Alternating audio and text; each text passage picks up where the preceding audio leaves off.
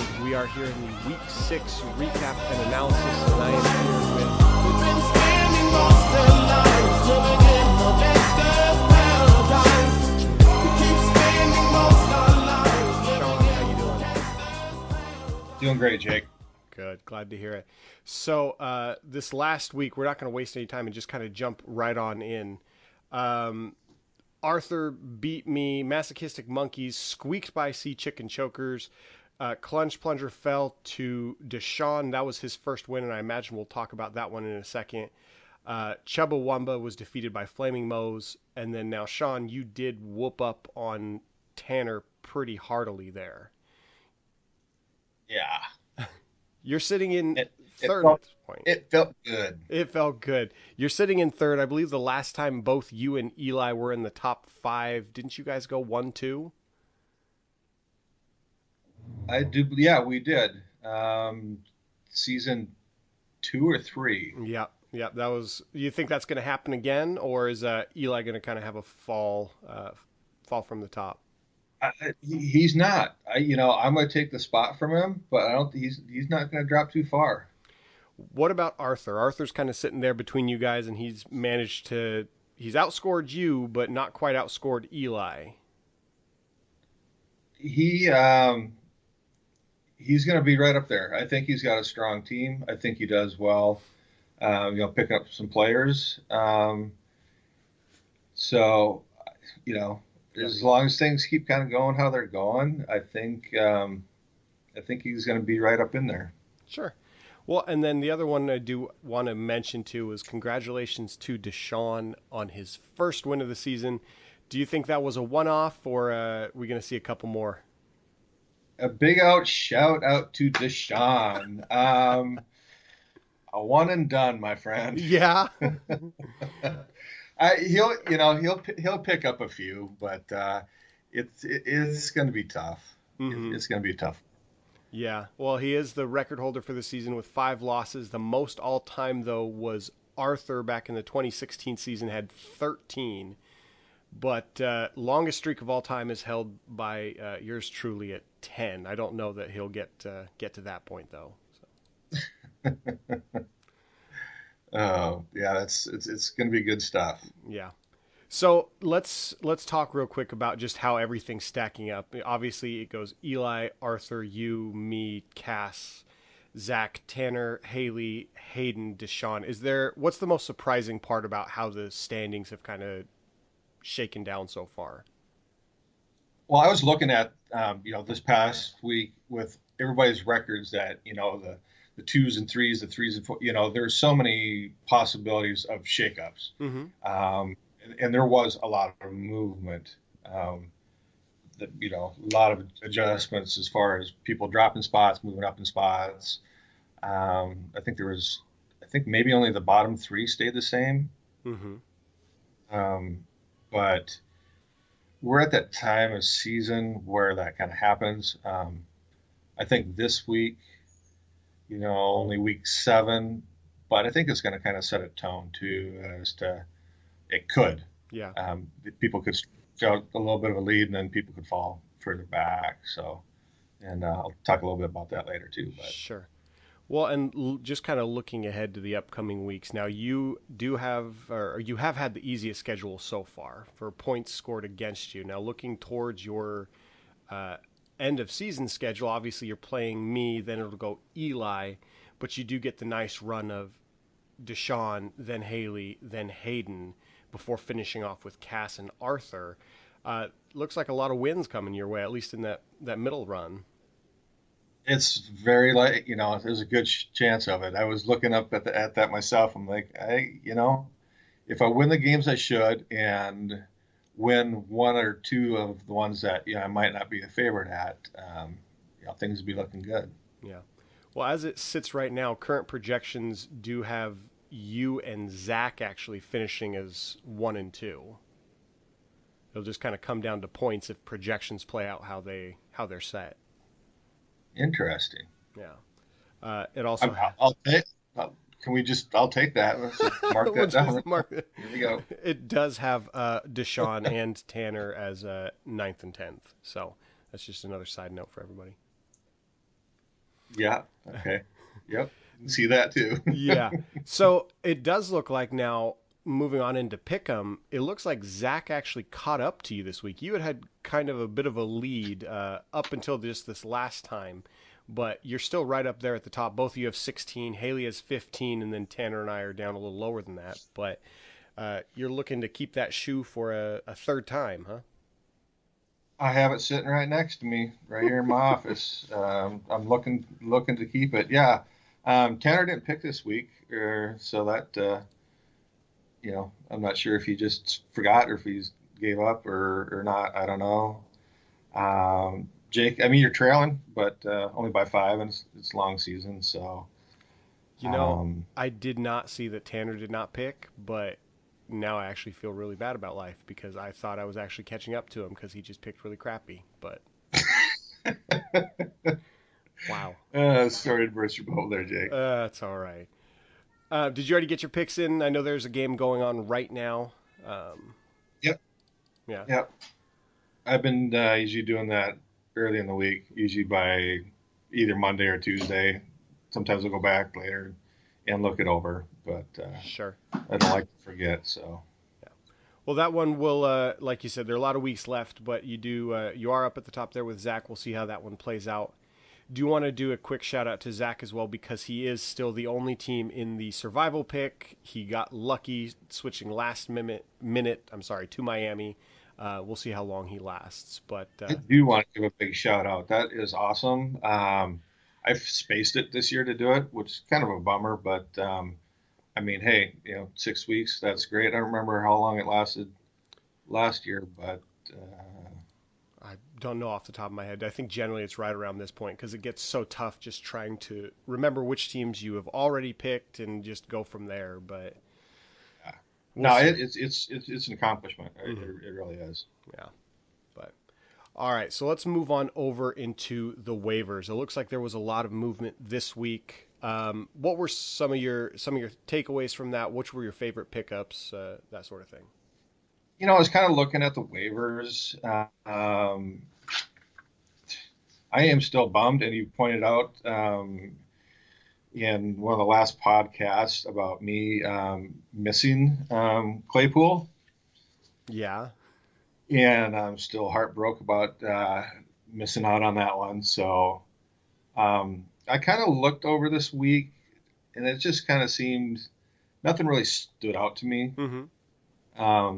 Maybe I missed something, but one thing looking at my um, transactions, um, I think all of my transactions so far have been revolved around tight ends, kickers, and defense.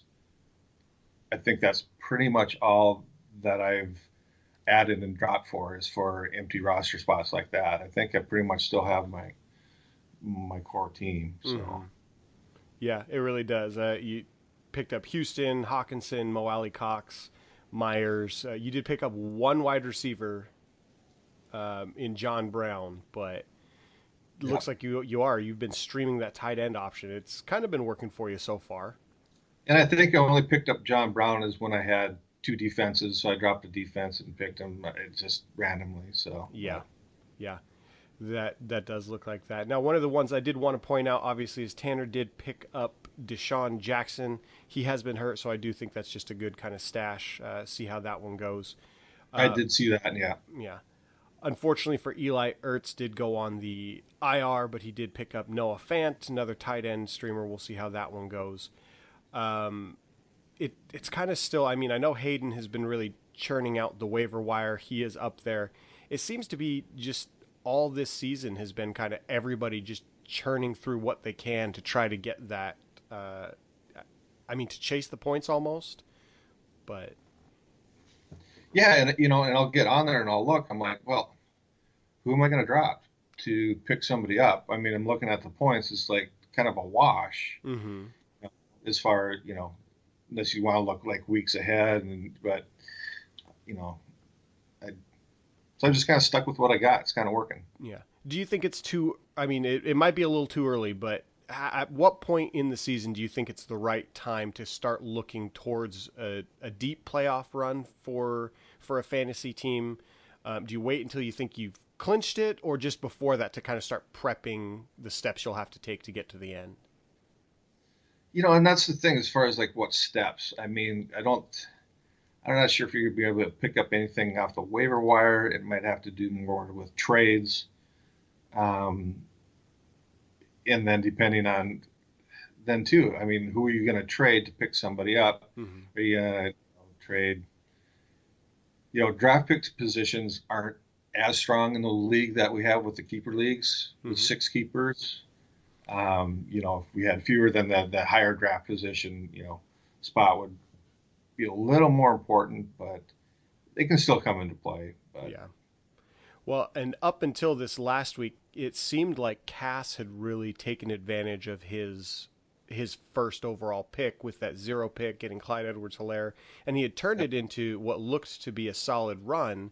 But now, obviously, Le'Veon signed with Kansas City, and Chubbawamba and the Dark Knights are working on a deal there. But I mean, do you think Cass has kind of had that problem of he'll look really strong, but then whether it's injuries or whatever, where do you think Cass finishes out the season? man, I look at Cass's team, and it's one of those things. Is he going to finish?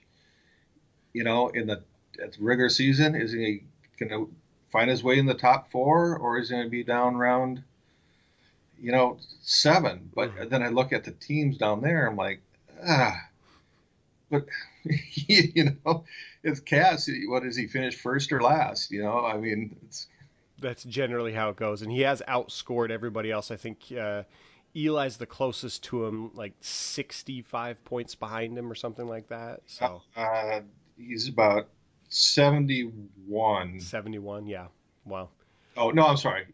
No, he's at um, about 60. About 60, yeah. Yeah, yep, 61. Yeah. So he's had a solid go so far. His schedule is just kind of like yours, where he goes against you, he goes against Arthur, but he's got a couple easy games in there. We'll see how that goes. But looking forward specifically into this next week, there is Bear Down for Balls Deep versus Flaming Moe's, looks to be a close one.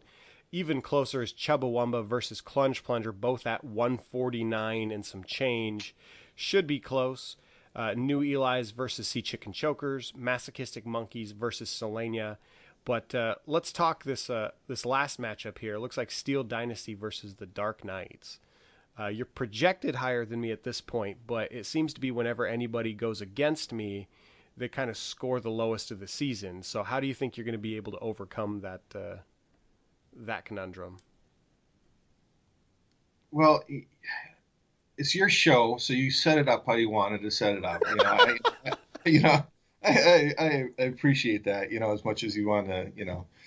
I see it going well for me. I like the way my team's looking, Mm-hmm. the matchups. Yeah, and I had this marked down to talk about a little bit later, but I'll talk about right now. Bench points. Mm-hmm. And I'm interjecting here. I haven't left points on the bench. I left uh, Cream Hunt on the bench like week 3 or something, about 20 points, but I won. Mm-hmm. So that's one thing I've done great this year. This week has been my toughest lineup to try and pick because there's so many they're within a point of each other. So hopefully I didn't jinx myself and leave a bunch of points on the bench. But I think I'm going to score about 165. I'm only projected at 145. Okay. And I think you might come close to your 133.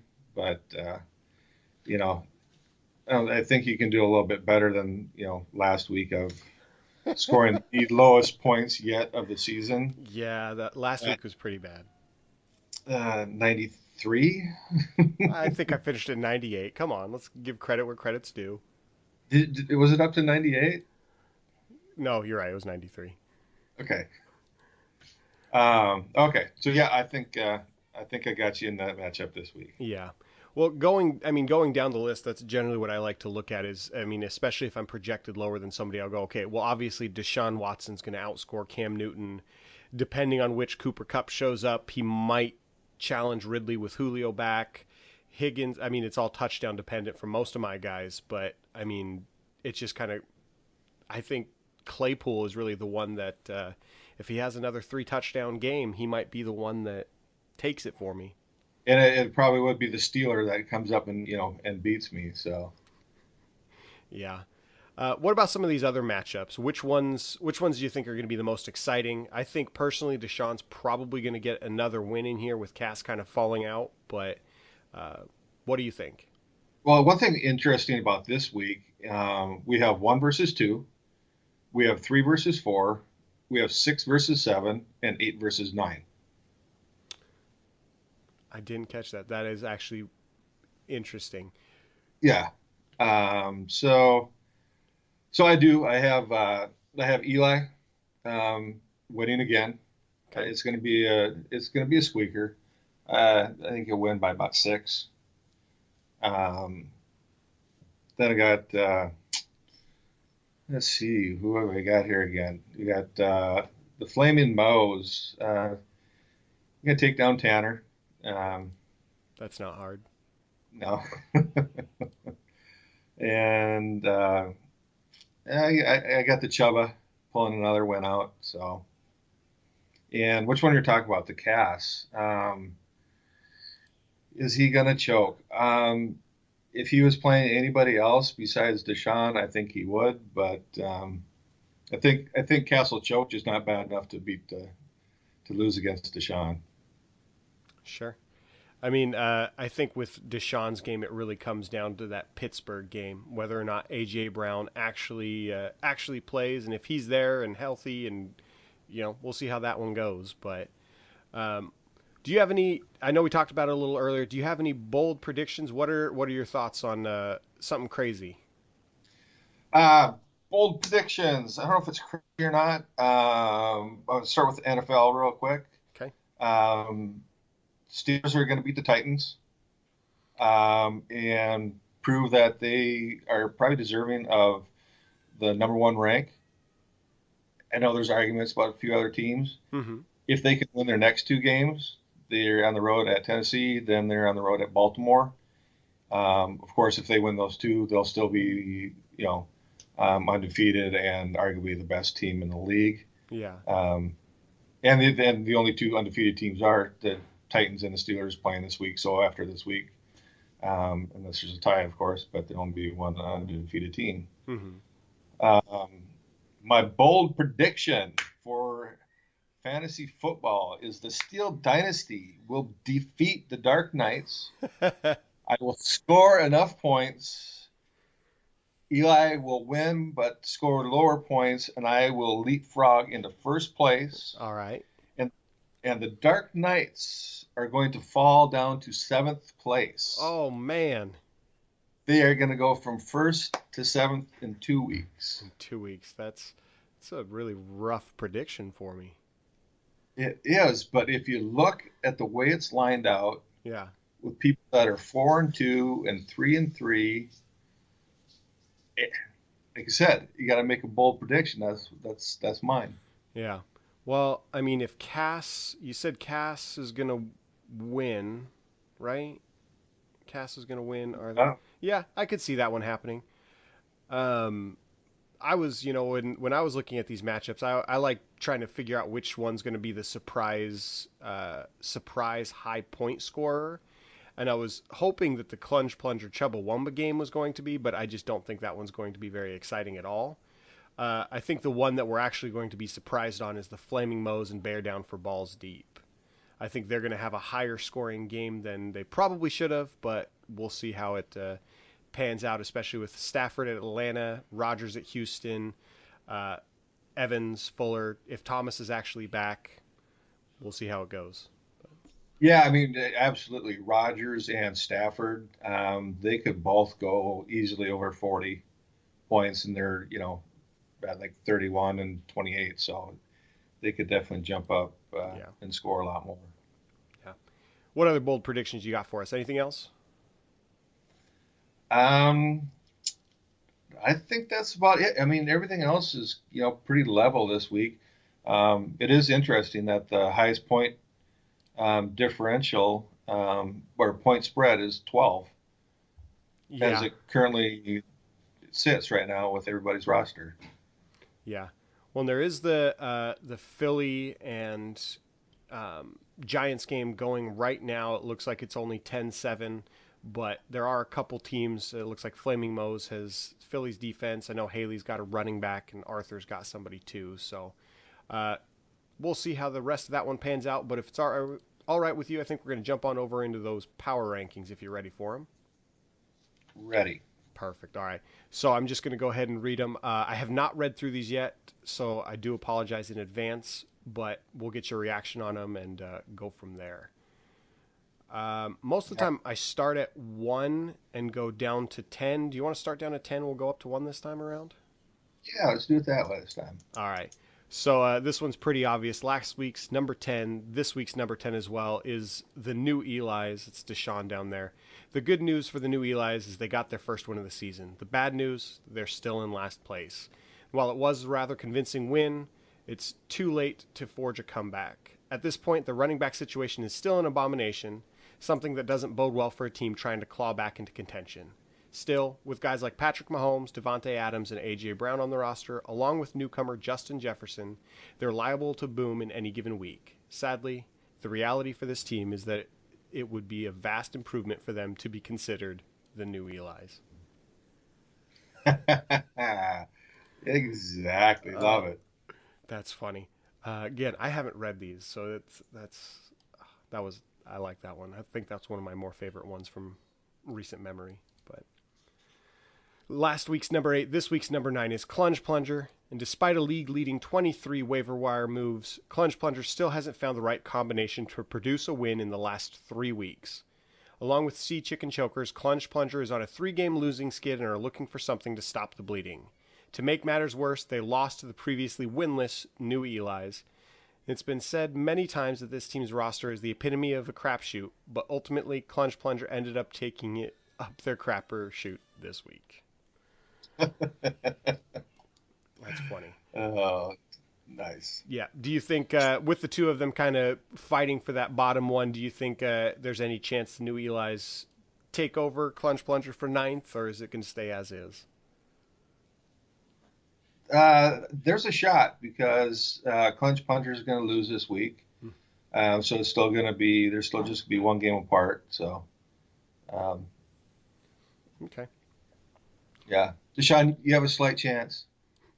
Ray of hope. Just slight though. All right, number 8. Last week's number 9 is Chubbawamba. Another tough loss this week for Chubbawamba keeps them near the bottom of the rankings. One could easily attribute the loss to the lack of depth at the running back position, so some might find it a little odd that they were so willing to trade a commodity like Le'Veon Bell to a perennial contender in the Dark Knights. Going to Kansas City is going to increase Bell's production, so some might say Chubbawamba is stupid for making this trade. Stupid like a fox. This might be the heist of the century. Not only did Chubbawamba unload dead weight onto another team, but they secured a first-round pick in the process. So hey, your team might suck now, but in the future, it's looking bright. I take slight offense to that. Anything on Le'Veon. Yeah. I don't know. I'm really just looking for next week when when he plays the Jets. I'm hoping for that, just feed him the whole time, just get that one game in, and I'll be set. That's all you'll need. That's all I need. Just week 8, and it just so happens that I will be playing Tanner that week, so the harder he goes, the better it'll be for me. But speaking of Tanner, last week number 4, this week's number 7 is Bear Down for Balls Deep. It appears the luck has finally run out for Bear Down for Balls Deep. Sure, they lost without the help of the overall running back one, and sure, it took an uncharacteristically disastrous performance from Aaron Rodgers for them to fall, but who wants to believe statistics? With 2 consecutive losses, this is the fall that the entire league was not only waiting for, but fully expecting. This team is like the little engine that could. Better yet, they're like the American kid who's doing well in the Scripps National Spelling Bee, only to get crushed by the two Indian kids whose names are harder to spell than the words they're given. In this case, losers spells bear down for balls deep. That's Losers. Oh. Oh, that's so racially inappropriate, but that's awesome. It is. So far with 7, 8, 9, and 10, do you agree with these, or what are your thoughts on that bottom, kind of those bottom dwellers? Yeah, I think they nailed it pretty good. Yeah. All right. Last week's number 6 is still number 6 is Flaming Moe's. As the trend goes for this team, they lose one, then win one. It was an unimpressive victory over the lowly Chubbawamba, but a win Flaming Moe's really needed to stay in the mix. This team is the fantasy football equivalent of being a beige Toyota Camry. There's nothing technically wrong with it, it'll get the job done, but it's just a manifestation of mediocrity. That might be a high praise at this point for this assembly of underachievers. Facing a surprisingly tough matchup with Bear Down for Balls Deep, Flaming Moe's looks to win consecutive games for the first time this year. They'll have to do so without the help of Lamar Jackson, Dalvin Cook, and Jonathan Taylor this week, so expect some bitching, or rather, quote, reasoning when they inevitably flame out. I didn't realize there were so many. I mean, I knew there were buys this week, but it's like we're really getting in the thick of it with some of these. Yeah. Yeah. Dang. All right, moving on. Last week's number 1, quite the drop. Number 5 is the Dark Knights. A team can only endure so much before finally reaching its breaking point. Week 6 very well might have been the Dark Knights' breaking point, losing big to Selenia. It's actually pretty incredible that they've managed to be as successful as they've been so far, considering they've scored the fewest points in the league. But what has set this team apart is their ability to adequately fill in those spots left open due to injury week to week. Still, this team can't expect to remain a contender while scoring as little as they have so far. As we get deeper into fall, it looks as though there will be fewer sunny days for the Dark Knights. Jake, sad but true. Yeah, I don't know that I like this one. I have an easy schedule coming up. We'll see how it goes. Well, I was just going to say, Jake, that you do have the lowest points scored. I mean, it's pathetic that we talk about Deshaun and how awful he is. Mm-hmm. There you are scoring 14 points less than him. Mm-hmm. You have the two lowest scored games this year at 101 and then 93. Yeah. Anyway, you know, maybe Le'Veon Bell will be your savior. Maybe he will. Or when Christian McCaffrey comes back. I don't know, because if you look at all the other games, it's like they 169, 166, 167, 125. That one, we'll leave that one to the side. But all the rest of them are up there compared to, let's go, you said Deshaun. What are his average points? His are all over the place. 111, 140, yeah. 123. Yeah, that's ridiculous. He's all over. All over. All right, last week's number 5, this week's number 4 is the Steel Dynasty. Carried by the deepest receiving core in the league, Steel Dynasty has trudged its way to a record of 4-2. Though the resident math professor was quick to point out the then first-place Dark Knights' low point total of the season, he failed to mention that his team had the fewest points scored against him, thus boosting their win total. Nevertheless, riding a 3-game win streak into a matchup with those Dark Knights, Steel Dynasty looks to continue masquerading as a good team by living off their opponent's shortcomings. The embodiment of a true fantasy football facade, the immaculate deception, if you will. Oh no! Ouch! That hurts. Nice little football reference there. Yes.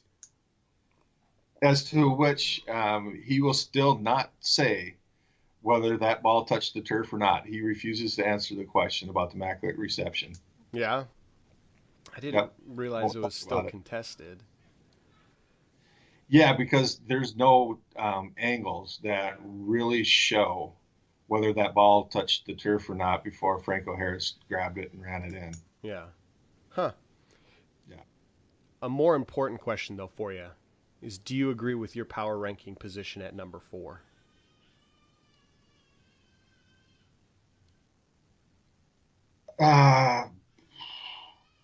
I don't.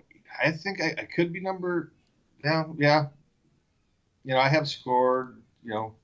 932. So I'm up there as far as points scored. Yeah, I have the lowest points against me. But yeah, 3 or 4. Yeah. I'm happy with that. All right. So number 3, last week's number 2 is Sea Chicken Chokers. What a tough stretch it's been for Sea Chicken Chokers. They scored the second most points this week, only to go up against the team who scored the most points, after losing last week by a measly 3 points. Despite the 3-game skid, they still have scored the most points in the league, all while having the second most points scored against them. Fast becoming the hard luck team, Sea Chicken Chokers look to bounce back with an easy matchup against the new Eli's next week. Another loss will most likely send this owner into a shame spiral, leaving him to choke his chicken to memories of the good times. Oh, that's spot on. Uh-huh. Now, the biggest jump is going to be up into number 2. Last week's number 7, this week is Masochistic Monkeys. And okay, we were wrong. It's finally time to give the devil his due. Masochistic Monkeys have been on an absolute tear, winning 4 in a row, and looking very impressive doing so. This week's victory over the similarly impressive Sea Chicken Chokers was the signature win of their season, as any other team in the league would have fallen to the Chokers 178 points. But boasting a trio of downright frightening running backs led by Derrick Henry, this team could be a force to be reckoned with as the season progresses. Masochistic Monkeys should definitely be considered the surprise team of the season, but nobody likes surprises. Yeah, you just gotta tip your hat to him. It's yeah. I will say he did have a hell of a draft. But, all right, uh, last one. Last week's number 3, this week's number 1 is surprisingly Solania. This week's win wasn't the prettiest, but Solania knocked off the number 1 team in the league despite 2 of their key players being on bye. They've been a model of consistency and boast the second most points total this season. Huh, I didn't realize that. And a mere 5 points from sitting that's atop the league standings. actually a little bit's wrong Okay. because Cass is 1, Slania's Eli's 2, and Eli's 2. Slania's 3 by a Solania's 3. difference like 5 points. Yeah. Yeah. Disposing of the defending champs is not an easy feat, so Solania should now be considered a serious threat. Let this be a lesson to all the kids. Minimal effort can still yield maximum results. I apologize for interrupting you in that one, Jake. You were on a roll and I stopped. No, you're good. You are correct. He does have the third most points this season. Points against though have really been what have kind of. I mean, obviously, like you mentioned, a lot of 3-3s, and there's a bunch of us at 4-2 and that sort of thing. These schedules have just been crazy. Yeah, no, for sure, for sure. Yeah, like yeah. I mean, when we get to the section of like the relevant stats, I got a few that kind of go along with that too. So Lay them on me. What do you got? relevant stats. We covered this. Dark Knights have the fewest points in the league. 824 points against 859. Point differential for Bird out for balls deep. 894.67, 894.99. That is amazingly close. Dang, that is. That's also why he's That, probably that at 500. yeah, 3-3 record. Mm-hmm. Exactly shows that. Biggest point differential, Selenia or Solinia, however I want to say it. 117, and then I'm at 103. This week, we mentioned it, Deshaun with the biggest blowout, 50-point blowout over the Clunge Plunger. Mm-hmm. The biggest blowout of the season so far, Chubbawamba against the Dark Knights. I believe that was a 107-point blowout. It was not quite the record. The record of all time is 145, but so far she is averaging the highest margin of victory this year.